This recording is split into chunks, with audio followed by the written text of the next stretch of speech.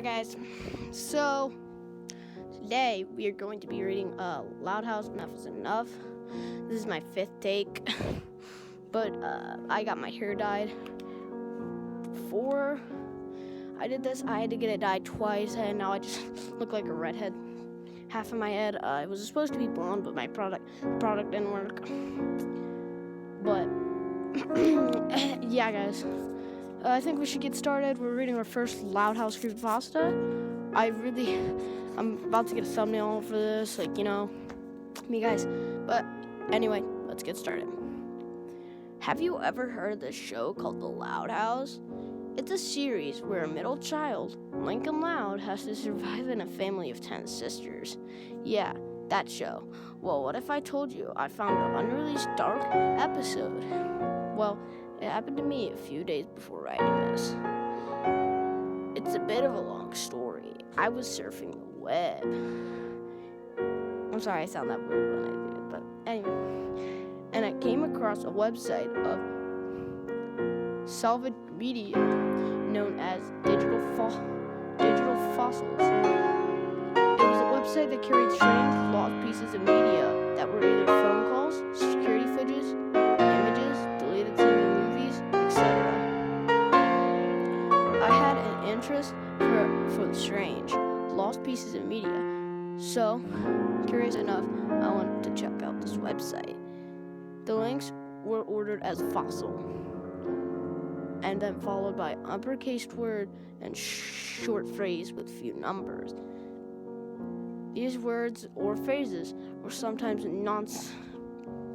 nonsensical and unrelated to the website entry, and sometimes they made sense. For example, false dog 807, fossil help 9482, and fossil don't look 370. Some of the entries on the website were slightly disturbing. For example, the recording of a plot playing with a dead bird, or a news report of a child going missing, or an abandoned playground. I don't know how the website recovered these lost media, but it had almost everything it could get its hands on. However, I stayed in silent about that. I didn't work on the website anyway. However, I scrolled down to seeing some entries, and I found something that caught my eye. Fossil Loud 11.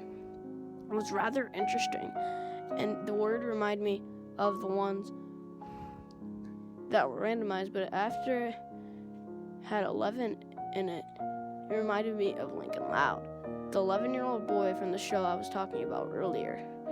I clicked on the link, and I saw the description of the entry. The description following said, "This is an episode of Loud House, which is titled Enough is Enough. This was meant to be the final of the 3rd season, but scrapped after its production was done.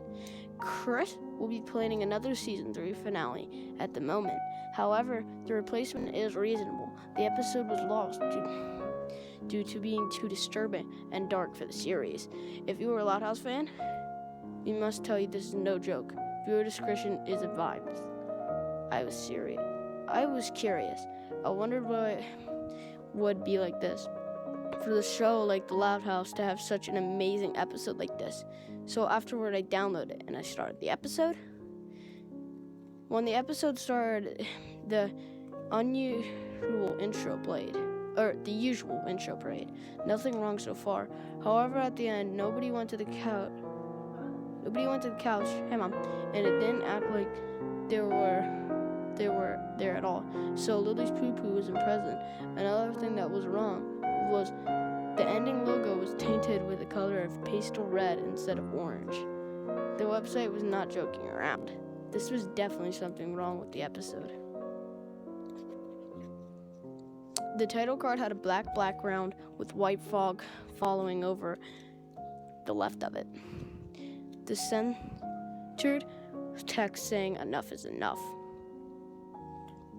The bottom bubbles below showed who made the episode as well. For the first 2 seasons, the music was low, rumbling noise. It was a little ambient, something you may hear in a horror game.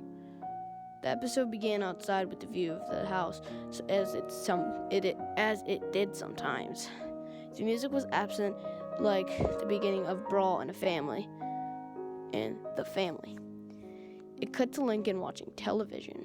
Instead of playing video games like he usually does, he was just chilling. "Don't you hate living with 10 sisters? Well, sometimes I do," he said. I saw his smile turn upside down, but on rare occasions, I go a little too far. I wish they would just leave me alone, but I can't hurt them. They're my siblings. I want to love them, but all they do are like a setback for me. Lincoln here sounded a little more serious than normal. "Hey, bro," Luann said, as she appeared next to Lincoln in the next shot. "What did the platypus say before leaving the bar? Put it on my bill." Lincoln frowned as she laughed. "Yes, Luann, pretty fun. Do you want to smell my flower?" "Do you want to smell my flower?" "I'm not falling for it." Luann sprayed water on Lincoln's face before she could finish what she was saying. "Okay, Luann, do you want some of my banana cream pie?" Luann said before slamming it on Lincoln's face. I wonder why the description said that this episode was dark. Luann was making so many jokes I thought that made the episode more stupid than graphic. Lincoln palm-faced in dissatisfaction. "Stop, Luann. You're not funny." "What do they call a boy who's completely white?" "A flower boy." Luann laughed for a little bit, but in one shot later, Lincoln slid his hand off his head, revealing his angry eyes. "Enough is enough," Lincoln said furiously, as he grabbed Luann by the shoulders. "Whoa, nice grip, bro. You shoulder work at the gym." Luann laughed at her little joke. Then something happened. It took me back to the shot of Lincoln. I felt as if I was hit by a train. Just after Luann laughed at her little joke, Lincoln slammed her head against the wall, bruising her and knocking her out. A low ambient tune played in the background.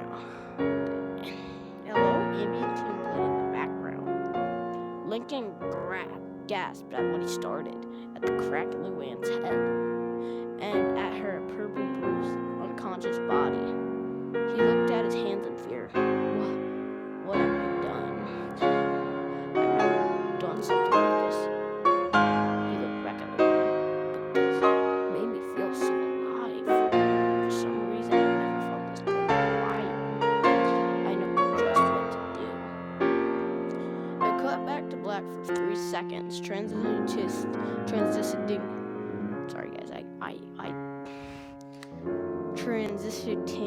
to Lori texting on her phone, possibly to Bobby.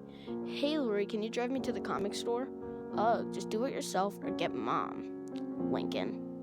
Lori left the room, which I assumed was to go to the bathroom. Lincoln looked at her phone, which she left inside, glaring as he planned his next wipeout. One shot later, Lori was seen walking into her room. "Lincoln, let go of my phone right now!" Lori was hit on the head with it by her phone as it broke with shattering of glass. Lincoln walked over to her body and looked down at her. This is for smashing my VR console, teenage brat." Lincoln said with silent anger as it cut to Lori's lifeless body. Her phone was shattered, bits of glass scattered all across her face, being cut in some places. She was bleeding. Across her face, where she was cut, I was shocked to see the middle child going on a killing spree like this. Why was this made? I thought to myself. It cut to black yet again to a different scene taking place in the backyard. "Hey, Lincoln, wanna wrestle?" "Sure, why not, Lynn?" I'll bet I win this time." I knew this was not going to be a wrestling match. I kept on watching to see where this would go. As Lincoln was wrestling with Lynn, he got behind her, and shortly after, it was a close-up of Lynn's eye. "Come at me, bro." Lynn's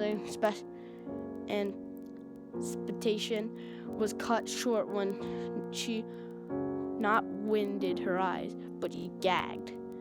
I knew something was wrong, and the dark tune grew louder. It cut away from the close-up showing Lincoln choking her 13-year-old sister from behind. Not only that, but the animation quality was changed to a very similar style of that of King of the Hill. It looked shocking that it did look cartoony before. I watched Lynn grasp onto her brother's hands to break free, but it was useless for her to escape. It cut to the point of Lynn's view as she turned around to face to face with Lincoln. This is when I felt like I was going to faint. Lincoln looked menacing, cold, and he pointed at this, and his eyes bloodshot. His pupils were larger and his skin was a tad bit darker. The animation at this point went back to normal style, but his face was still highly detailed. In Lincoln's pupils, it was a reflection of his choking sister, Lynn. I watched as her vision went blurry, and her eyelids opened and closed. By the time her eyes had shut, she was done. It was over for her. Gloomy music stopped, and the next shot went to Lincoln sitting in the dark, with Lynn's dead body next to him. A different tune played, and Lincoln looked at his sibling with a pleasure look on his face. After 30 seconds, he spoke. "Sleep tight, Lynn. You're free." I got chills as he said those words. Lincoln had snapped. He was no longer the man with the plan. He was now a corrupt soul. I wondered who next for the axe, he wondered to himself. He looked up with a planning smile. Thoughts came to him. Suddenly, the TV turned black and white. Lincoln pulled Lenny closer to a pair of scissors with her in her hand and glared at Lola. With a bat in his hands, he was smashing Luann with Luna's guitar in her face and was about to set Lucy on fire, and it cut back afterwards. A line with an uppercasing tip 1 week later faded in after 5 seconds. It was clear that 1 week had passed. The nightmare again went to text and black screen faded out. Lincoln was staring at the bodies of his now dead sisters, which were under his bed. To name a few of their fates, Lily choked on what I assume is a small toy. Lola was cut in the face multiple times. I'm not going to get into the rest of the sisters, though. My job is done. All I need is one more. But who? He said, looking around. Yes, it must be me. There's something I must do, Lincoln said as he looked down, as it cut to black for 10 seconds.